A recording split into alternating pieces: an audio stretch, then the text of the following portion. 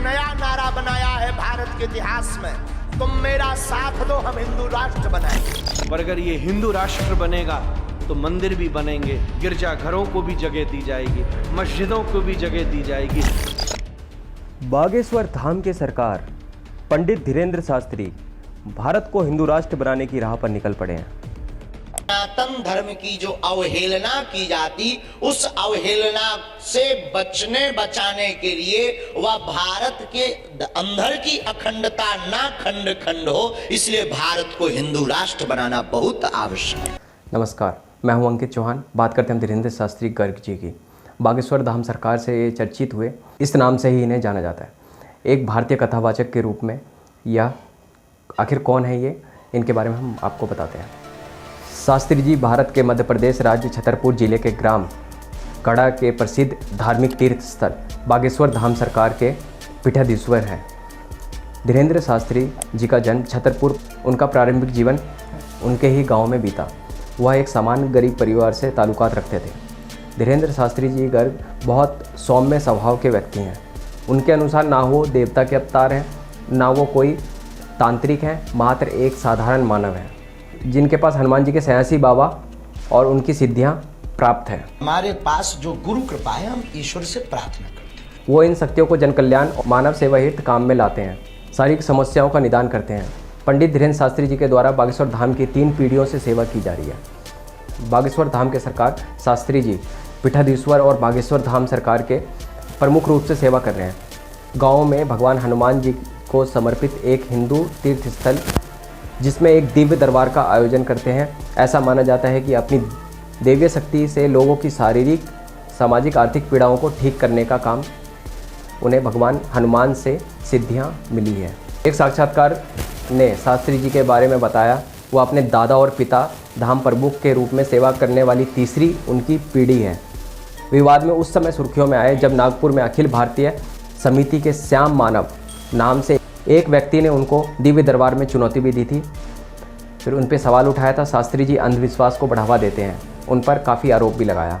जब वह मीडिया में विवाद शुरू हुआ तो शास्त्री जी ने उसी व्यक्ति को दिव्य दरबार में आमंत्रित किया, जिसके बाद उसे सवाल पूछने को कहा। उनको फिर प्रमुख हिंदू नेताओं का भी समर्थन मिला। 20 जनवरी 2023 को लगभग 5 लाख लोग उनके दिव्य दरबार में आए थे। 22 जनवरी 2023 को हिंदू संगठनों ने बागेश्वर धाम सरकार के प्रमुख पुजारी शास्त्री जी को समर्थन देने का ऐलान कर दिया। शास्त्री जी को रामचरितमानस और शिव पुराण के उपदेश के लिए जाना जाता है। ऐसी मान्यता है कि इनके पास साधना द्वारा प्राप्त की गई कुछ देवीय शक्ति है, इसलिए अनुयायी त्रिकालदर्शी भी मानते हैं। धीरेंद्र शास्त्री जी गरीब और बेसहारा लड़कियों की शादी का वार्षिक समारोह भी रखते हैं। यह प्राचीन वैदिक काल का अध्ययन और संस्कृति को बढ़ावा देने के लिए एक वैदिक गुरुकुल की स्थापना कर रहे हैं।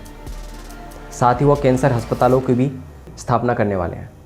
25 जनवरी 2023 को नागपुर पुलिस ने धीरेंद्र शास्त्री जी के नागपुर में उनके सार्वजनिक कार्यक्रम में अंधविश्वास की गतिविधियों को बढ़ावा देने के आरोप में क्लीन चिट भी दे दी थी।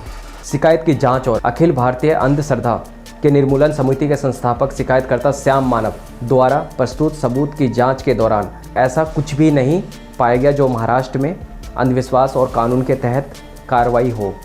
उनका आध्यात्मिक जीवन शास्त्री जी जगत गुरु राम भद्राचार्य के शिष्य हैं।